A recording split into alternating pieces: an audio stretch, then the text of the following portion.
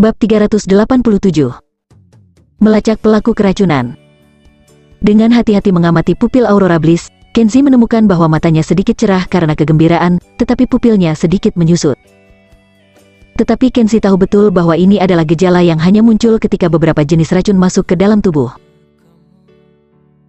Kenzie memegang tangan Aurora Bliss lagi, dengan hati-hati memperhatikan denyut nadinya, dan pada saat yang sama memancarkan jejak energi spiritual di tubuhnya. Dia memasuki tubuhnya melalui denyut nadi Aurora Bliss untuk memeriksa keracunan organ internal Aurora Bliss. Setelah beberapa penyelidikan, Kenzie tidak bisa menahan kerutan lebih dalam. Dia sudah menyelidiki dengan jelas bahwa racun di tubuh Aurora Bliss harus termasuk dalam kategori penyakit jahat jiwa harmoni dalam pengobatan tradisional. Yang disebut jiwa harmoni mengacu pada penyakit jahat yang terjadi ketika pria dan wanita bercampur satu sama lain karena hubungan seksual. Hal ini biasa terjadi seperti demam tifoid dan kadang-kadang seolah keracunan obat. Kenzie tahu bahwa Aurora Bliss kemungkinan besar diracun, dan tujuannya untuk menjadikan Aurora Bliss sebagai wadah menyebarkan racun, dan akhirnya meracuni dirinya sendiri. Keindahan metode racun ini adalah sangat laten dan sulit dideteksi oleh orang lain. Setelah diracuni oleh teknik semacam ini, Aurora Bliss tidak akan sakit, juga tidak akan memiliki gejala khusus, sepertinya semuanya normal. Tapi selama dia memiliki hubungan dengan Kenzie, virus di tubuhnya akan diaktifkan, dan pertama-tama akan menginfeksi Kenzie melalui hubungan seksual. Sampai penyakit Kenzie pecah, racun laten di tubuh Aurora Bliss perlahan-lahan akan hilang, lalu memberikan serangan balik di tubuhnya. Kenzie ingat bahwa kasus serupa tercatat dalam kisah klasik tertentu.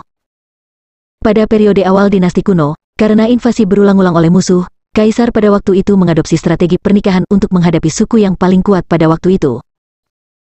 Dinasti menggunakan metode peracunan langka seperti jiwa harmoni pada para putri yang dikirim untuk pernikahan.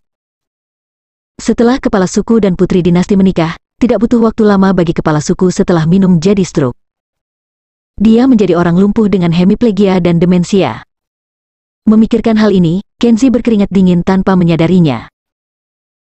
Untungnya, dia tahu tepat waktu. Jika tidak, begitu dia tidak bisa mengendalikannya dan memiliki hubungan semacam itu dengan Aurora Bliss, hubungannya dengan Aurora Bliss akan menjadi sangat menyedihkan di masa depan. Aurora Bliss tidak lagi pusing saat ini. Melihat alis Kenzie berkerut dan wajahnya berubah tidak pasti, dia tidak bisa menahan diri untuk tidak mendorongnya dan bertanya, "Kenzie, ada apa denganmu?" Kenzie tidak mau bicara. Dia ketakutan ketika mengatakan hal-hal ini. Dia menggelengkan kepalanya, dan berkata dengan ringan, "Bukan apa-apa. Hanya saja aku merasa sedikit tidak nyaman ketika melihatmu membuat dirimu sendiri sangat lelah untuk perusahaan." Aurora Bliss tersenyum dan meletakkan tangannya di pipinya. Dia mencium dan berkata, "Aku tidak merasa keberatan, aku bisa istirahat sebentar. Ini tentang kamu, pergi ke kakak senior Lilia untuk belajar secara formal besok, kamu harus belajar keras." "Baiklah." Kenzie mengangguk, lalu berbicara dengannya. Dia mengobrol sebentar dan meninggalkan kamar. Kenzie mondar-mandir di ruang belajar untuk waktu yang lama, berpikir keras, selalu memikirkan bagaimana memecahkan jiwa harmoni di tubuh Aurora Bliss. Alasan mengapa jiwa harmoni disebut jiwa harmoni adalah karena tidak hanya sulit untuk dideteksi, tetapi juga virus laten yang berubah dan sulit untuk dipecahkan orang. Ini seperti AIDS dalam pengobatan barat, masa inkubasinya lama dan sulit dideteksi pada tahap awal. Setelah dokter memastikan bahwa itu adalah HIV, seringkali sudah tidak dapat diobati secara efektif. Kenzie ingin memaksa Aurora Bliss keluar dari racun dengan energi dalam yang sebenarnya di dalam tubuhnya, tetapi dia khawatir bahwa kultivasinya tidak cukup. Setelah racun yang mengintai di tubuh Aurora Bliss direvitalisasi, kemungkinan besar racunnya belum keluar dan Aurora Bliss sudah menghadapi serangan balik. Untungnya, racun ini tidak akan membahayakan Aurora Bliss dalam keadaan laten.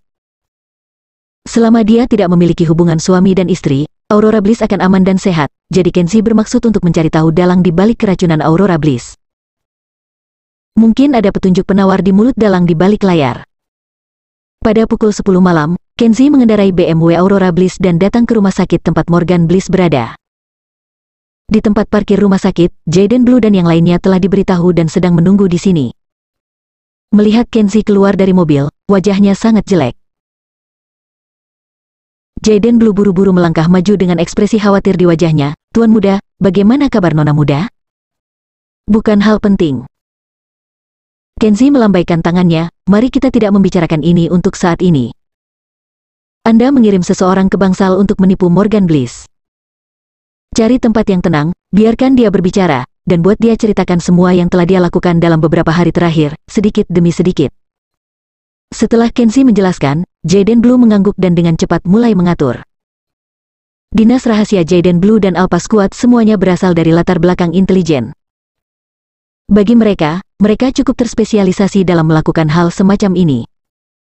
Di bangsal, Morgan Bliss hendak pergi tidur ketika seorang jaslab putih mengenakan masker tiba-tiba masuk dan menipu Morgan Bliss keluar dari bangsal dengan alasan memeriksa tubuhnya. Ketika dia sampai di tangga yang gelap, tepat ketika Morgan Bliss menyadari ada yang tidak beres, beberapa orang berpakaian preman menyerbu keluar, menutupi kepalanya dan memukulinya dengan keras. Kemudian Morgan Bliss seperti babi, berteriak dan dimasukkan ke dalam kain karung, dan dibawa keluar dari rumah sakit oleh pria berpakaian preman yang tinggi. Ketika mereka tiba ke sebuah rumah pertanian di pinggiran kota, beberapa pakaian biasa menggantung detektor kebohongan, dan kemudian menempatkan Morgan Bliss diikat di kursi besi. Menghadapi lampu depan yang menyilaukan, bahkan satu orang memukulnya di lengannya. Melihat ada beberapa pria kekar berdiri di bawah cahaya putih yang menyilaukan, Morgan Bliss menggigil ketakutan, dan bahkan buang air kecil. "Kamu, siapa kamu? Apa yang ingin kamu lakukan? Apakah kamu ingin menculik?" "Kamu salah, aku tidak punya uang, aku benar-benar tidak punya uang." Sebuah tamparan keras di wajahnya, yang membuatnya menangis dengan getir, sengsara. Segera, siksaan ganda yang menyakitkan tubuh dan pikiran dimulai dengan interogasi. Di taman belakang rumah pertanian, Kenzie mendengarkan jeritan Morgan Bliss, duduk di sana menonton bulan dan minum teh. Seluruh proses interogasi tidak berlangsung lama. Morgan Bliss menceritakan semua tindakannya hari ini, termasuk berapa kali dia buang air kecil dalam sehari. Jaden Blue menyerahkan transkrip interogasi di tempat kejadian kepada Kenzie dan berkata, babi Morgan Bliss seharusnya telah digunakan oleh seseorang. Obat yang diberikan Morgan Bliss kepada nona muda itu diberikan oleh 3 pria yang mengaku bernama Duran. Menurut Morgan Bliss, itu adalah obat hipnosis yang disebut jiwa harmoni. Kenzie melihat transkrip interogasi, tetapi ekspresinya tidak banyak berubah. Dia tahu itu bukan obat hipnotis, tetapi nama obatnya mengandung jiwa harmoni. 2 kata ini menunjukkan bahwa nama obat jiwa harmoni mungkin benar. Ketiga pria bermarga Duran ini, segera periksa mereka. Kenzie menunjuk ke kertas dan berkata, "Sudah dalam penyelidikan.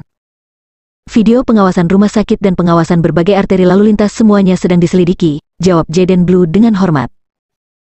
"Oke, kita harus melakukannya sesegera mungkin, tetapi jangan mengagetkan ular itu." Kenzie bangkit dan pergi. Jaden Blue mengangguk sebagai jawaban, diikuti oleh 2 langkah lagi, dan bertanya, "Apa yang harus dilakukan Morgan Bliss?" "Aku akan mencari tempat untuk menguburkannya." "Tidak perlu, patahkan kakinya dan kirim dia kembali rumah sakit." Kenzie tidak akan mengambil babi Morgan Bliss ke hatinya dan meninggalkannya hidup kecil karena dia ingat kasih sayang dari mantan kakek dari keluarga Bliss. Bliss. Bab 388. Petunjuk untuk detoksifikasi. Malam ini, Morgan Bliss memiliki kehidupan yang menyedihkan. Dia ditipu keluar dari bangsal oleh dokter palsu, kemudian dilempar selama 2 jam oleh sekelompok penjahat neurotik, dan akhirnya patah kaki dan kembali ke rumah sakit lagi. Kaki kanannya pernah dipatahkan oleh Kenzie sekali, dan sekarang adalah kaki kirinya. Morgan Bliss menangis, tetapi dia masih belum tahu siapa itu, mengapa, tanpa bertanya tanpa pandang Bu membuat patah kakinya. Efisiensi Alpha Squad sangat cepat. Pada pukul 2 pagi, 3 pria bermarga Duran yang akan diperiksa sedikit khawatir.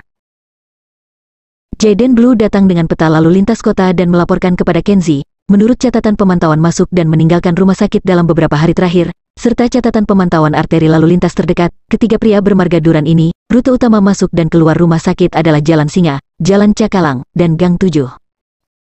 Kadang-kadang mereka sengaja menghindari pemantauan lalu lintas. Perilaku ketiga orang itu direncanakan, dan mereka semua memiliki kemampuan anti pengintaian yang cukup tinggi. "Jangan bicara omong kosong, aku ingin tahu di mana mereka berada." Kenzie melirik padanya dan tidak puas. Jaden Blue menunjuk ke lingkaran merah di peta lalu lintas, dan terus melaporkan, meskipun mereka telah melakukan tingkat keberadaan tertentu untuk menutupi, ahli analisis jejak kami bukanlah vegetarian. Menurut perhitungan para ahli, lokasi aktivitas utama mereka, itu adalah sarang lama mereka di daerah ini. Kenzie melihat lingkaran merah yang ditandai di peta lalu lintas, titik tengah area merah kebetulan adalah komunitas Mountain Villa tempat dia tinggal, dan Kenzie tidak bisa menahan cemberut. Sedikit, memandang Jaden Blue dan berkata, "Apa maksudmu, ketiga orang itu mungkin aktif di dekat tempat tinggalku?" Jaden Blue memang seorang veteran dalam intelijen. Pada saat ini, kualitas profesionalnya menunjukkan, misterius dan mengangguk dalam satu kalimat, sangat mungkin mereka bersembunyi di kegelapan dan memantau rumah Anda 24 jam sehari. Dengan tebakan yang begitu akurat, area pencarian dipersempit. Dinas rahasia di bawah Jaden Blue seperti hantu yang tersebar di malam hari, diam-diam melakukan penyelidikan di area Mountain Villa. Pukul 4 pagi, seorang agen berpakaian preman bergegas melapor dan berkata, "Di belakang villa Tuan Muda, 1.500 meter jauhnya, di gedung yang dibangun sendiri dengan halaman tertutup, drone yang kami posisikan menangkap sinyal elektronik gelombang mikro yang dipancarkan oleh peralatan." "Oke, itu pasti mereka." Jaden Blue berdiri bersama, dengan niat membunuh di matanya. "Dengar perintahku, tim tindakan pertama bertanggung jawab untuk menangkap, tindakan kedua tim menutupi dan memblokir, dan tangkap mereka hidup-hidup." "Iya, tidak satu pun dari mereka yang boleh melarikan diri." "Ya." Puluhan berpakaian preman mulai bergerak serempak. Mereka mengenakan rompi anti peluru, mengenakan masker gas, dan kemudian mengambil senjata mereka. Mengambil keuntungan dari kegelapan, kawanan itu bergerak menuju lokasi target. Dengan sekelompok orang Jaden Blue yang bekerja untuk Kenzie tidak perlu khawatir tentang hal itu. Sekitar pukul 5 pagi, berita keberhasilan datang dari walkie-talkie. Jaden Blue segera menyalakan kendaraan dan membawa Kenzie ke gedung itu. Memasuki pintu, yang menarik perhatian saya adalah beberapa orang yang terluka parah terbaring di genangan darah. Semuanya berpakaian preman adalah bawahan Jaden Blue, dan seluruh ruang tamu telah dipenuhi peluru berdarah. 5 dari kami terluka, 2 dari pihak lain meninggal, dan 1 terluka parah, tapi diperkirakan dia akan mati. Seorang berpakaian preman datang dan melapor ke Jaden Blue dan Kenzie. Jaden Blue mengerutkan kening dan berkata dengan kasar, "Bagaimana kamu melakukannya?" "Sudah kubilang bahwa aku ingin menangkap hidup-hidup, mengapa ada 2 yang mati?" Pemimpin berpakaian preman itu menundukkan kepalanya karena malu, mereka bukan orang biasa. Reaksi cepat dan tenang, tapi mereka tidak lebih buruk dari bawahanku, mereka lebih kuat. Meskipun Jaden Blue marah setelah mendengar ini, dia tidak mengatakan apa-apa lagi. Memasuki kamar tidur di ujung suite, Kenzie melihat 3 jas hitam bermarga Duran. Keduanya sudah mati, terbaring di genangan darah. Kakak laki-laki Duran berdiri tegak dan duduk di sudut, menutupi perutnya yang berdarah dengan tangannya. Setelah melihat Kenzie, wajahnya yang berlumuran darah bahkan menunjukkan senyum yang menyedihkan. Beberapa orang berpakaian preman bersenjatakan senjata menyingkir. Kenzie berjalan mendekat, berjongkok dan berkata, "Nama belakangmu Duran." Kenzie mengambil rokok dan duduk di hadapannya. Setelah mengambil sebatang rokok, setelan hitam itu berbicara lebih dulu, "Kenzie, saya tahu betul apa yang ingin Anda tanyakan kepada saya. Tapi, jawab pertanyaan saya terlebih dahulu, bagaimana Anda mengetahui bahwa Aurora Bliss ada yang salah?" Jas hitam ini cukup pintar. Pada saat Kenzie muncul, dia sudah menduga bahwa masalah peresepan obat pasti sudah terungkap. Kenzie menatapnya dan berkata perlahan, "Kemampuan medis saya sangat tinggi, jauh lebih tinggi daripada dokter biasa. Mungkin dokter lain tidak bisa melihatnya, tapi saya masih bisa melihat gejala jiwa harmoni. Tentu saja, jika bukan karena Aurora Bliss kebetulan sedikit pusing, jika saya tidak berhati-hati, saya mungkin akan melewatkannya. Ada juga sedikit keberuntungan dalam hal ini." Setelah mendengarkan setelan hitam, merokok, dia terdiam lama. Setelah beberapa saat, dia berkata, "Aku masih meremehkanmu. Bahkan obat rahasia yang unik untuk menyakiti jiwa, jiwa harmoni, dapat dilihat olehmu, dan aku tidak salah jika mati. Tapi saya sedih, walaupun saya bisa melihatnya, tetapi saya tidak yakin tentang detoksifikasi, jadi saya juga ingin Anda menjawab pertanyaan untuk saya, dari siapa obat ini, dan apakah ada cara untuk detoksifikasi?" Nada suara Kenzie masih tenang, seolah-olah dia sedang berkomunikasi dengannya. Jas hitam itu tersenyum lagi dan berkata, "Ya, tentu saja ada. Bahkan jika Anda tidak bertanya, saya akan memberitahu Anda asal obat ini.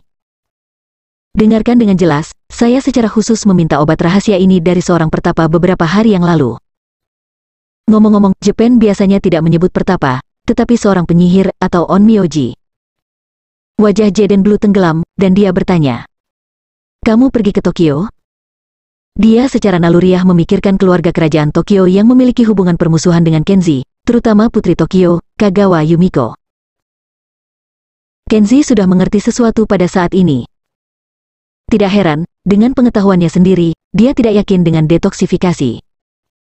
Ternyata obat rahasia ini sama sekali tidak berasal dari Middle Earth, tetapi obat rahasia dari pintu samping di Samudra Timur. Jas hitam itu mengangguk, dan kemudian berkata, jika Anda ingin mendetoksifikasi, Anda harus menemukan penawarnya. Jika Anda ingin penawarnya, Anda harus pergi ke Istana Kekaisaran dari Timur dan menemukan seorang pendeta tua bernama Ishikawa Hachiro. Setelan hitam tiba-tiba mengungkapkan sesuatu yang aneh. Dia tersenyum dan berkata, jika Anda tidak akrab dengannya, Anda juga dapat menemukan orang lain, seperti muridnya, Yumiko Kagawa, dia juga dapat mendetoksifikasi. Jaden Blue menjadi marah setelah mendengar ini, dan menunjuk ke arahnya dan berkata, bicaralah dengan jelas, apakah semua ini disebabkan oleh Yumiko Kagawa? Jas hitam itu tertawa dan berkata, Yumiko Kagawa adalah seorang putri kerajaan yang bermartabat, dengan latar belakang dan kekuatannya. Jika ingin berurusan dengan Anda, tuan muda keluarga, mengapa harus menggunakan obat-obatan cara yang tidak layak seperti ini? Jaden Blue berkata dengan marah, saya tidak percaya. Kenzi menggelengkan kepalanya dan berkata, dia mungkin tidak berbohong, dengan karakter Yumiko, jika dia ingin membalas dendam pada saya, dia hanya akan menunjukkan pedangnya kepada saya. Meski tidak dapat melakukannya dengan senjata, dia tidak akan menggunakan cara kasar semacam ini. Jas hitam itu berkata dengan kagum, kamu masih muda, tetapi kamu dapat melihat sesuatu dengan jelas, tidak heran beberapa orang menganggapmu sebagai orang kepercayaan. Kenzi, aku percaya, kamu bisa menebak untuk siapa aku bekerja. Oke, aku sudah menjawab semua pertanyaan Anda, sekarang tolong beri saya hadiah dan kirim saya ke sana. Jas hitam itu menutup matanya, tidak ada kata-kata lagi. Biarkan dia pergi dengan nyaman, jangan terlalu sakit. Kenzi bangkit, menjelaskan kepada yang lain, lalu meninggalkan ruangan. Terima kasih. Kata-kata terakhir dari setelan hitam datang dari ruangan. Meninggalkan gedung, Jaden Blue berkata dengan cemas. Tuan muda, Anda tidak akan benar-benar pergi ke Istana Tokyo untuk mencari penawarnya, bukan? Dia jelas berbohong kepada Anda sekarang, dan tujuannya adalah untuk membawa Anda ke wilayah Yumiko Kagawa. Jika kamu pergi, akan ada kecelakaan. Kenzi berkata dengan acuh tak acuh sambil berjalan, aku tahu kamu peduli padaku, tetapi Tokyo dan penawarnya, aku harus pergi. Mengetahui bahwa pikirannya telah diputuskan, Jaden Blue sangat menyesalinya dan tidak bisa tidak merasa kasihan padanya. Dengan menghela nafas panjang,